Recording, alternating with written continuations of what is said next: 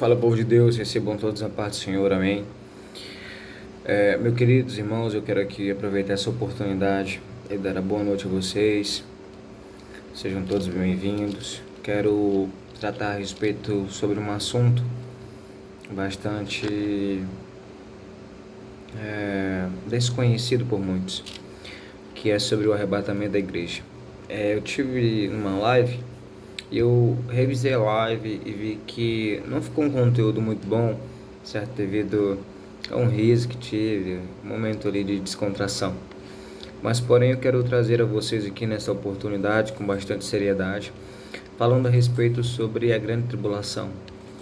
Quando ela se iniciará? Quem participará da grande tribulação? Quem atuará na grande tribulação? O que ocorrerá depois da grande tribulação? Glória a Jesus.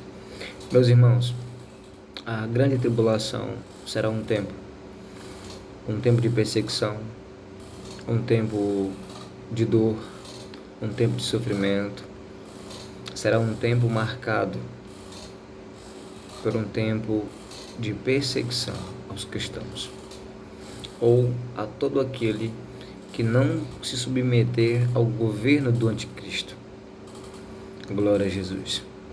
Observe que este evento, este momento, este acontecimento, ele dá-se início com um acordo de paz entre Israel e nações que vivem em guerras, que vivem em divisões, certo? E este homem, ele se levantará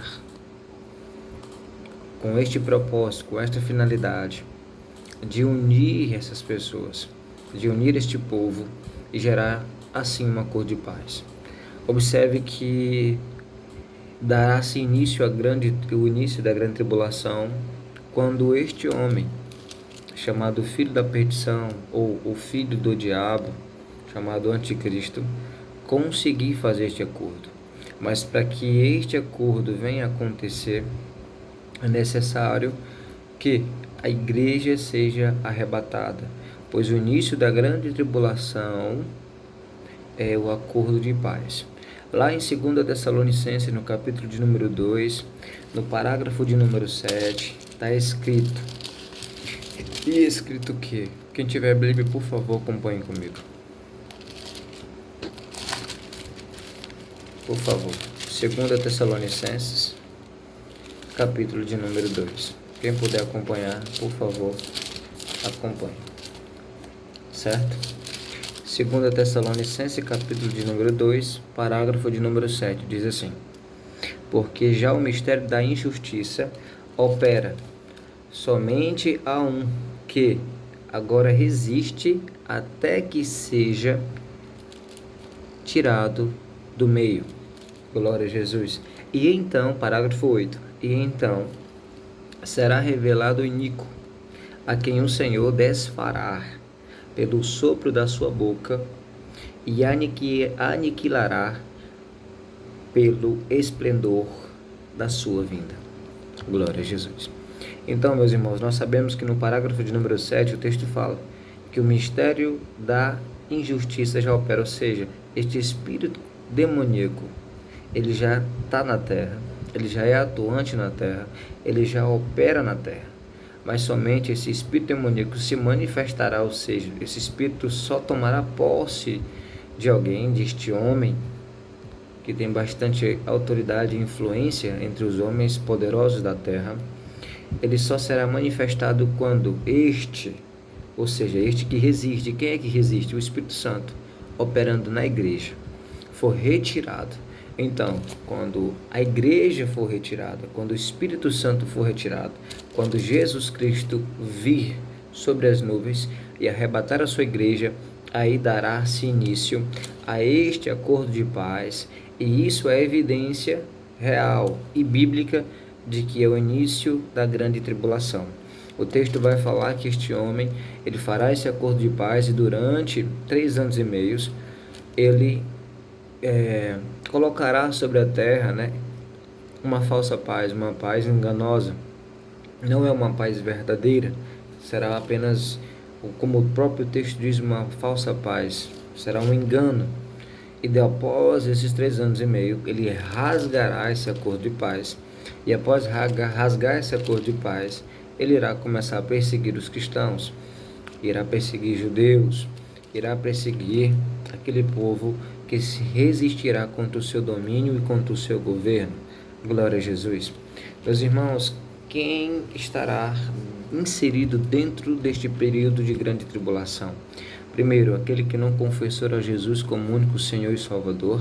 Segundo, aqueles que confessaram a Jesus, provaram da palavra do Senhor, foram co-participantes com o Espírito Santo, ministraram no nome dele, cantaram no nome dele, louvaram no nome dele, porém, não seguiram uma vida de retidão, de arrependimento, de fidelidade ao Senhor, e mesmo conhecendo, se desviaram do Senhor e não se arrependeram dos seus pecados, certo? Eram conhecedores da palavra do Senhor, participantes da obra do Senhor, homens e mulheres com dons proféticos, com ministérios, mas devido a não se arrepender por causa de seus pecados, ficarão durante este período. Glória a Jesus. Então entenda, ficará pessoas que são crentes, porém crentes não arrependidos, crentes que se esfriaram durante a caminhada da fé. Ou seja, pessoas que conhecem a verdade, que sabem da verdade, mas mesmo assim não quer deixar a sua vida de iniquidade. Eu não vou colocar iniquidade, mas sim a sua vida de pecado, a sua vida de más obras, certo? Que não glorificam o nome do Senhor, onde não geram nelas mesmas arrependimento, certo? Então, pessoas que conhecem a verdade, pessoas que não confessaram a Jesus, estarão durante esse período.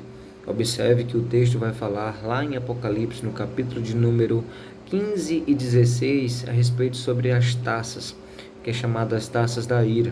Observe que nas últimas 3 taças é chamada a taça dos ais, que será algo estrondoso, onde a terra nunca ouviu falar, nunca houve algo assim. Então, se você puder acompanhar Apocalipse capítulo de número 15 e 16, vai falar a respeito sobre o derramamento das taças. Você observe que ocorrerá durante este tempo, o que os homens aqui na terra durante este período sofrerá durante este tempo, durante esta derramação dessas taças da ira do Senhor. Pergunta: quem atuará durante este tempo? O anticristo, falso profeta,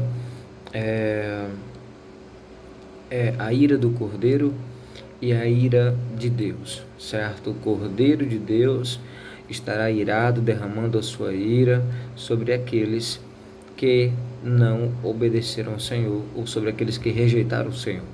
Glória a Jesus. Mais uma pergunta: haverá salvação durante a grande tribulação? Sim, haverá, sim. Haverá salvação durante o período tribulacional. Mas muitos irão falar o seguinte: mas se o Espírito Santo é aquele que convence o homem do pecado, da justiça e do juízo, e aqueles que não ouviram falar de Jesus, como poderão ser convencidos? Observe que muitos ouviram falar de Jesus, muitos ouviram falar dos acontecimentos que iriam acontecer posteriormente ao arrebatamento da igreja, e muitos são sim conhecedores e sabedores que Jesus Cristo é o Senhor e o único mediador entre Deus e os homens. Então, eles conhecerão a Cristo, terão a oportunidade de negar-se ao governo de anticristo e confessar a Jesus como único Senhor e Salvador. E o texto de Apocalipse nos diz que estes homens que foram perseguidos, que não negaram a sua fé, que confessaram a Jesus durante esse período tribulacional, eles serão salvos. Glória a Jesus. O que acontecerá posteriormente este período de grande tribulação? O nosso eterno, santo e soberano Jesus Cristo, juntamente com a igreja glorificada, ela virá aqui na terra. O Senhor Jesus Cristo, ele terá o seu governo milenar durante 1000 anos. Satanás será preso e amarrado por um tempo, e o evangelho do reino será pregado. O evangelho do reino será pregado por Cristo Jesus e sua igreja. Eles estarão aqui na terra. O texto também vai falar em Apocalipse que muitos que estão aqui na terra, ou seja, muitas pessoas, rejeitarão esse evangelho, rejeitarão o evangelho de Cristo e se unirá a Satanás quando ele for solto, onde ocorrerá no vale de Meguido a batalha do Armagedon, onde ele será destruído. Glória a Jesus. Então, esse período será marcado por tribulação, por adversidade, mas o Senhor Jesus Cristo, Ele te dá a oportunidade hoje de você conhecê-lo, abrir o seu coração para que Ele possa conceder a vocês uma vida abundante, uma vida eterna, uma vida transformada, pois somente é Jesus e que você pode chegar no céu. Certo, meus irmãos? Posteriormente eu irei trazer algo bem mais rápido, com mais esclarecimentos, tá bom? E que Deus vos abençoe em nome do Senhor Jesus. Somente Jesus é o mediador entre Deus e os homens. Não há salvação sem Cristo. Fique com Deus, até mais, que Deus os abençoe.